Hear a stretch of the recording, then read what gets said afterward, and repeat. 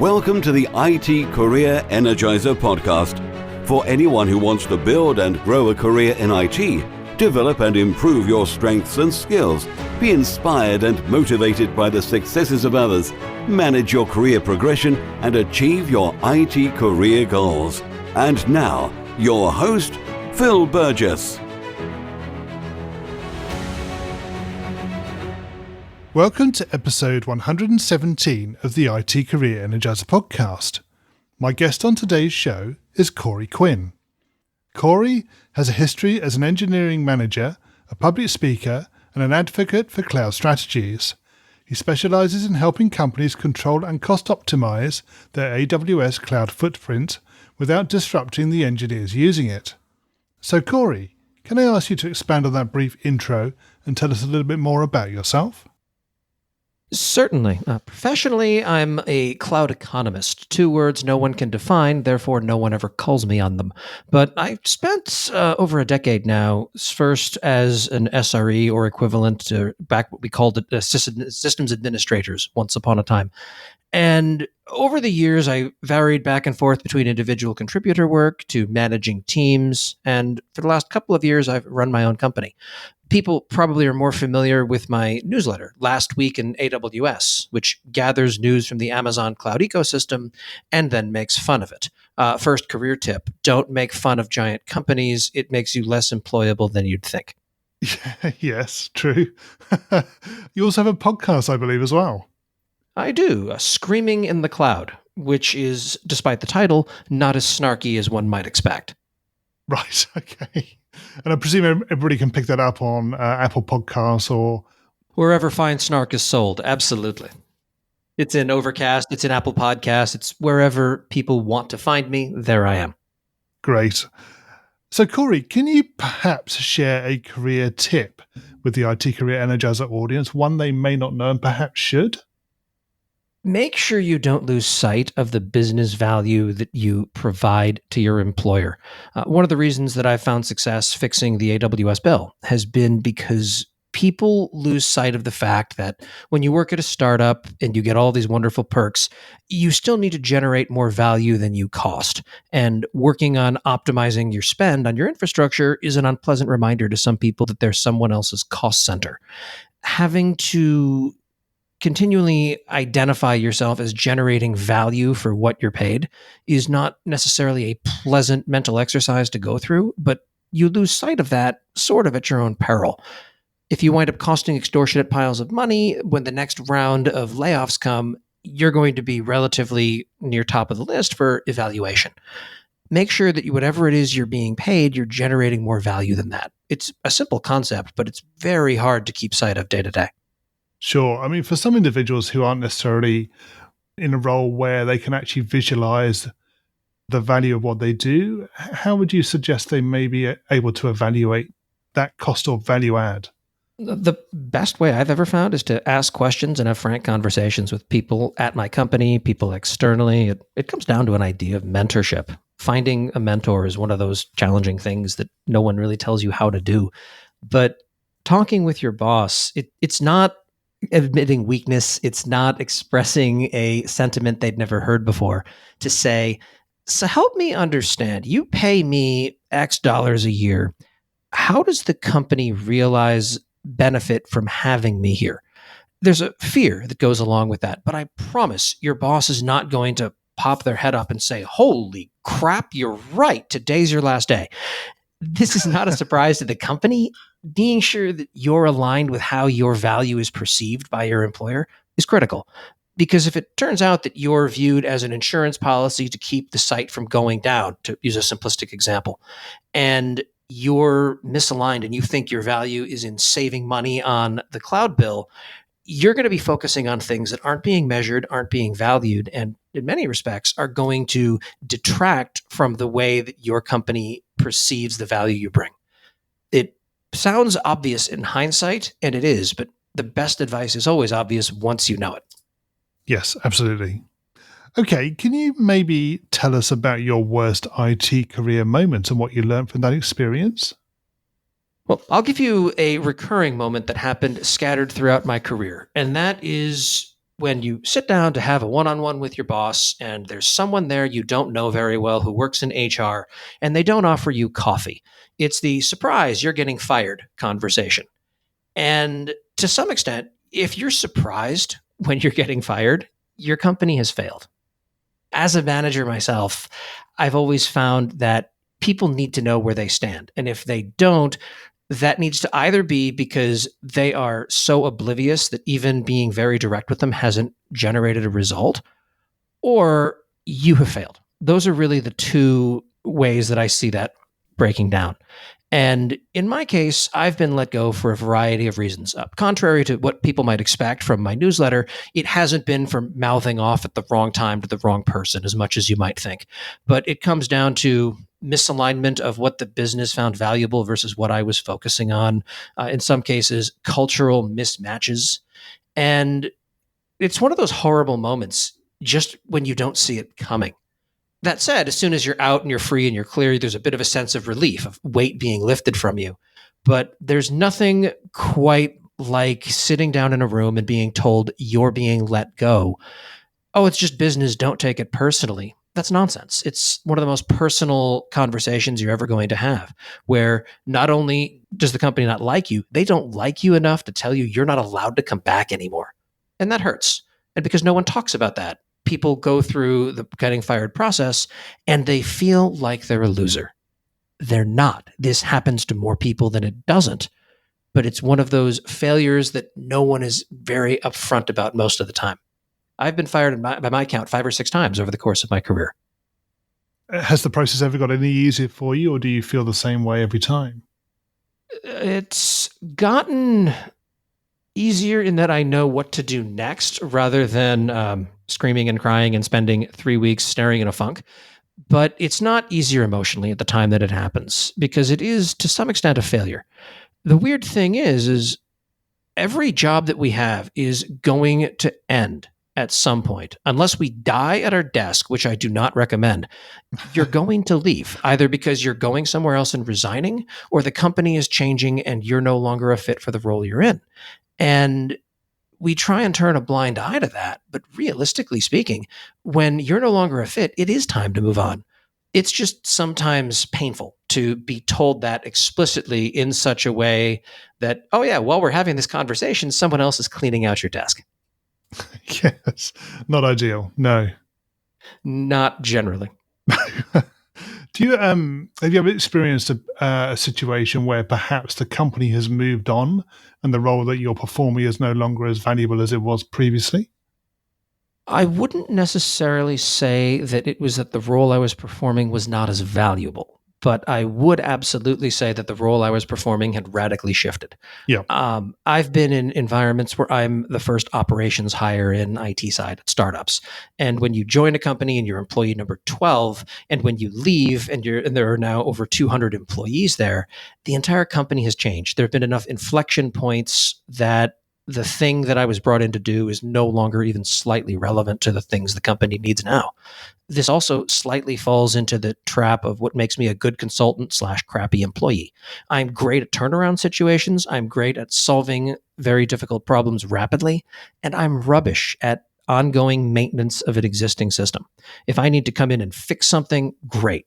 Absolutely there. We can do a turnaround situation in a matter of months and everyone's thrilled with. Cool. Now that you've done that, sit there and just handle the care and feeding of the environment now for the rest of your time here. I get bored. I get itchy, and that's no longer fun. Yeah. I think you're not alone in that, definitely. Okay, so moving away from your worst IT career moment, can you maybe tell us about your career highlight or greatest success? I'm going to go a little bit off the beaten path on this one. And I have a friend who has recently changed jobs again, who used to be a coworker of mine. When I started talking about things I felt as far as IT careers and advice I wish I'd had when I was starting my career, she listened and asked if she could take me out for a cup of coffee. And I said, sure. This turned into a semi-regular occurrence. And she winds up reaching out to me every few months now to ask for advice on her career and credits me with some of her success erroneously. But it's incredibly flattering to hear that I've shifted someone's career trajectory for the better. I'm not sure I believe it, but I take a look at everything else I've done from a technical perspective of having built out interesting architectures or saving clients large piles of money, and it sort of pales in comparison to having helped someone develop in their career in whatever small capacity that may have been. That's the one thing I sort of miss as a consultant today, where I don't get to be in the same mentoring type of role that I would as an employee. So, Corey, what excites you about the future of the IT industry and careers in IT in particular? For me, it's that the barrier to entry is, if not lowering, it's at least changing. Back when I got into this, if you wanted to build out a company environment, you were either paying a lot of money to a fairly mediocre VPS provider, or you were buying a bunch of equipment and throwing it in racks. Now you're getting a credit card, and for less than $10, you're up and running on a large cloud provider. Anyone can play with this type of equipment now. And the polish behind all of this and the ease that you can wind up working with some of these tools means that it's no longer something that we can't have a test lab at home for. I remember spending enormous piles of money with my own quarter rack, with buying servers to rack into it, just to do ridiculous things like running a mail server. Now it's the sort of thing where it's click, click, done. And you're able to start working on whatever it is that interests you from a technology perspective. That is not slowing down. And I don't think that that's ever going to reverse in the way that it once did. Yeah, I think you're right. I think the advent, originally of virtualization, then obviously a movement to the cloud has definitely accelerated that process. And I think personally that more and more companies are going into the cloud as a longer term solution now and less concerned about maybe the security issues that exist around it. I think that's a lot of the reasons companies have been reluctant to go down that route so far. Is that something you've seen yourself? I think that we've all seen companies shying away from cloud providers. And that used to be a much more defensible position in roughly 2012 or so. Now in 2019, we're at a point where a company says we're not comfortable trusting our data in the cloud from a security perspective. And the response is a very reasonable, well, why not? Your bank is okay with that. Your investors backing this are absolutely okay with that. Your regulatory body is, and your tax authority is. So what data do you have that is so much more sensitive than all of their data that you seem to think you will do a better job of protecting that in an on-premise environment than you would in a cloud provider? That is increasingly becoming a difficult question to answer. That's not to say that cloud is a perfect fit for every use case. It absolutely is not. Some workloads are not and will not be a fit, as best I can see. But they are becoming increasingly edge and corner cases rather than something you see commonly. Yep. Okay, we're going to move into the reveal round now. We're going to find out a little bit more about the way you think. So you ready for this? Absolutely. So what first attracted you to a career in IT? I was working as a not very successful IT recruiter, and I got tired of placing people into roles that I thought I could do better than they could for significantly more money than I was making at the time. I figured I'd give it a try and see what happened. Yep. How long ago was that? 14 years. Right. Okay. Quite a while. Good. And what is the best career advice you've received? Talk less, listen more. I still struggle to wind up embodying that from time to time, but it's absolutely something that has served me well when I can remember it. No one ever listened themselves into having to apologize. Very true. Yes. If you were to begin your IT career again right now, what would you do? Something radically different than what I did. The things that I learned and felt were valuable, operating system internals, networking, the fundamentals of storage are still valuable in edge cases, but they're not the prerequisite to success that they once were. I'd probably instead focus on something else, such as learning to code. That is hands down one of the best IT moves you can make, regardless of what specialty within this very broad field you're focusing on. And what career objectives are you currently focusing on? Continuing to grow my business at this point. That means that counterintuitively, I am writing almost no code professionally. It's all in the sales and marketing arena. The technical implementation stuff is no longer a luxury that I can spend a lot of time on, for better or worse. It's changing how I self-identify, and it's changing my view of the entire sector. And I wouldn't necessarily recommend this for people who are looking to be a full-time employee as an IT practitioner. But for those of you who are starting your own businesses or becoming consultants, you probably understand what I'm getting at. And what's the number one non-technical skill that has helped you in your career so far? Storytelling, hands down. Regardless of what it is you're doing, you need to be able to tell a story about it in a way that resonates with the business, that resonates with your clients, that resonates with your peers. We should go ahead and deploy Kafka. Okay, why? There has to be a story about that, of the pain that not having it winds up causing, the relief that bringing it in, why investing the time and resources to bring that up to speed is worth investing, and so on and so forth.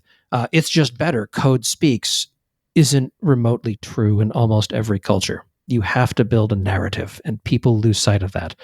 That manifests itself as well as being able to talk at conferences, on podcasts, at meetups, etc.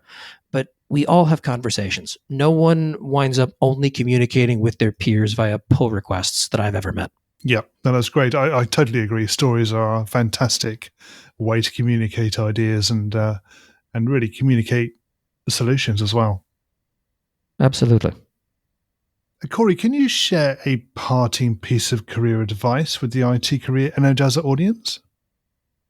Every 3 months, pull up your resume or LinkedIn or whatever it is you're using and update it. Figure out what bullet points you've added in the past 3 months and what you want to add in the next 3. If you're coming at this from a perspective where you have nothing to add for the last 3 months, well, figure out why that is. Figure out whether you're growing or whether you've stalled. You don't want to wind up having stayed at a company for 15 years and gotten 1 year of experience that you repeat 15 times. When I talked to someone who was putting their resume together to interview for another job after 6 years, they couldn't remember what they did years 3 through 4. So for those 2 years, they may as well not have been there at all. It comes down to making sure that you're intentional with your career choices. Keep interviewing, keep practicing, and keep finding different rooms to be in. Yep, that's good advice. And finally, what's the best way we can find out more about you and connect with you? I am very active on Twitter as QuinnyPig. That's QuinnyPig. And of course, last week in AWS.com if you want me in your inbox every Monday, which I assure you, you do. Corey, thank you so much for taking part in the IT Career Energizer podcast. It's been great chatting with you. Thank you, Phil. Likewise. A quick thank you again to my guest on today's show for sharing their career tips, advice, and experiences. You'll find a show notes page for today's episode on the IT Career Energizer website, which will be itcareerenergizer.com/e and then the number of today's episode. Now that there are 3 new episodes of the show every week, make sure that you're subscribed to the show so you don't miss out. And don't forget to join the new IT Career Energizer community group in Facebook.